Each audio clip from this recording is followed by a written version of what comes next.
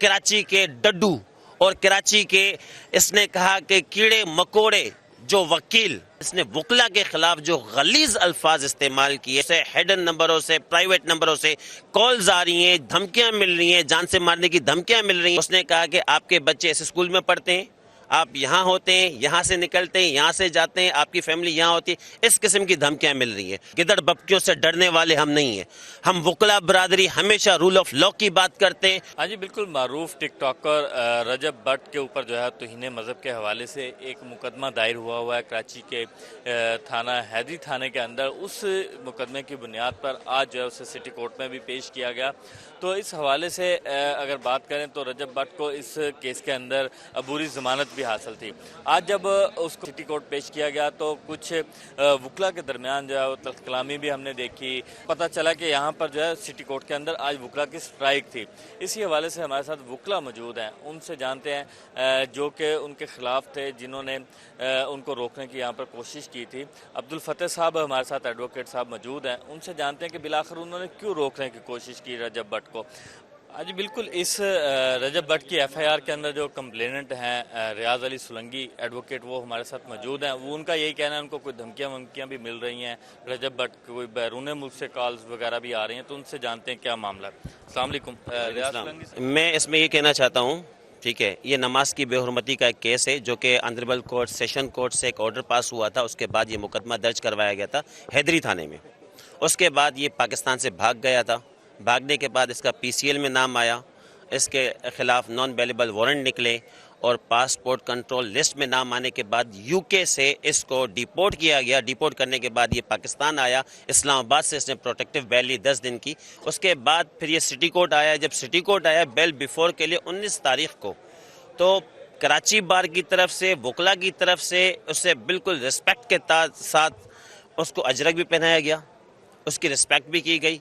हालांकि मुल्जिम था, ठीक है, मगर फिर भी किसी ने कोई बदतमीजी इसके साथ नहीं की।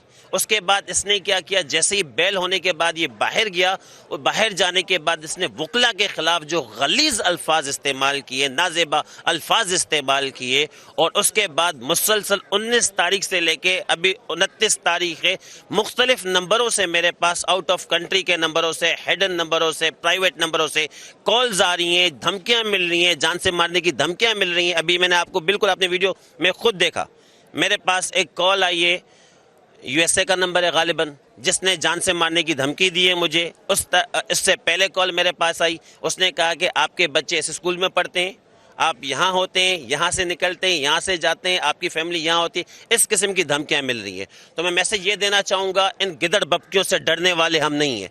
हम वकला बरादरी हमेशा रूल ऑफ लॉ की बात करते हैं और आइन के पासदार हैं, आज़ाद अदलिया पे बात करते हैं। अगर के कोई भी इस किस्म का इंसान जो वकला के खिलाफ बोलेगा और जो नाजेबा अल्फाज बोलेगा, कतन काबिल कबूल नहीं है। जिस तरह इसने कहा कि कराची के वकला, कराची के डड्डू और कराची के, इसने कहा कि कीड़े मकोड़े जो वकील, फिर उसने कराची नहीं पाकिस्तान की किसी भी वकील के लिए कहेगा, ये सरासर गलत है। यहाँ पर आया बेल के लिए आने के बाद इसने किया कि आते ही सबसे पहले इसके साथ 15 से 20 गार्ड थे और गार्ड के साथ इसके साथ प्राइवेट लोग भी थे।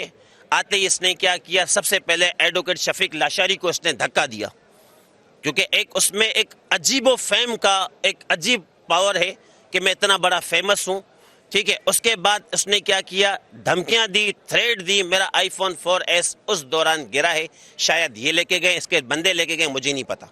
उसके बाद धमकियाँ दी, आपके सामने आपने सुना कि धमकियाँ मिल रही मुसलसल, लेकिन हम इन धमकियों से डरने वाले नहीं हैं। आज बिल्कुल मैं इस वक्त पहुंच चुका हूं कराची बार एसोसिएशन के ऑफिस में। यहां पर उनके अहदेदारों से जानते हैं कि ये जो मामला पेश आया है बड़ा हसास मामला है, इसमें वकला का क्या जो भी किरदार सामने आया वो उस पर क्या कहना चाहते हैं। अस्सलाम वालेकुम, आप अपना एक तो नाम डेजिग्नेशन भी बताइएगा, ये बताइएगा कि ये जो मामला बड़ा हसास नौयत का तौहीन मज़हब का, तो रजब भट्ट के साथ जो इस तरह की सूरत हाल पेश आई है, इस पर आप क्या कहना चाहते हैं। मेरा नाम Muzammil Qureshi, member managing committee Karachi bar association. पहले तो सबसे कंडेम करते हैं पुलिस का एक्ट, वो जो कंबर शहदाद कोर्ट में हुआ है नसीर अहमद कलोड़ो के ख़िलाफ़, जो हमारे कराची बार के मेंबर हैं, उसके ख़िलाफ़ झूठी एफआईआर काटी। वो यहाँ मौजूद थे, उसकी एब्सेंस में वहाँ पे एफआईआर کاٹ کے فالس اینڈ فیبریکیٹڈ ان کے گھر مسمار کیے گئے. آج ہماری اسٹرائک تھی پولیس کے خلاف کہ پولیس جس طرح انہوں نے رویہ رکھا کمبر شہداد کوٹ میں ہمارے ممبر کے لیے. تو آج اسٹرائک چل ہی رہی تھی تو پتہ چلا کہ کوئی وکیل صاحب آئے ہیں اپنے کلائنٹ کو. حالانکہ آپ نے دیکھا ہوگا اسٹرائک چل رہی تھی اور کورٹ کا مکمل بائیکاٹ تھا. تو میں وکیل صاحب سے کہوں گا کہ دیکھیں آپ جہاں سے بھی آئیں ایٹ لیسٹ کراچی بار ایک ایسوسیشن ہے, ہمیں بتا دیتے کہ جو ہے کوئی بیل ان کی لگی ہوئی, ہماری ایک اسٹرائک چل رہی تھی تو اس پہ ان کو بھی خیال کرنا چاہیے تھا. باقی رہی بات ان کی توہین مذہب کی, اس پہ میں کوئی کمنٹ نہیں دینا چاہتا. میں صرف بار کے حساب سے بیاف پہ کہنا چاہ رہا ہوں کہ ہماری اسٹرائک چل رہی تھی اور ہم احتجاج ریکارڈ کرا رہے تھے. تو جو ان کے ساتھ جو رویہ وکلا کی جانب سے پیش آیا ہے تو آپ کیا سمجھتے ہیں ایسا رویہ ہونا چاہیے؟ اس پہ میں وکیل صاحب کھڑے ہیں ریاض احمد صاحب, ان کو دھمکیاں آ رہی تھی مختلف نمبروں سے اور یہ نہیں پتا کہ ان کو کس نے مارا ہے, کیونکہ ان کے اپنے گارڈز بھی کوئی زبردستی لے کے آنے کی کوشش کی انہوں نے کورٹ میں. تو انہوں نے کوئی مس بہیو کیا, پھر انہوں نے کوئی گالم گلوچ دیا, پھر حملہ آور ہوئے, تو پھر شاید ان کا پھر وکیلوں نے اس کو انکاؤنٹر کیا.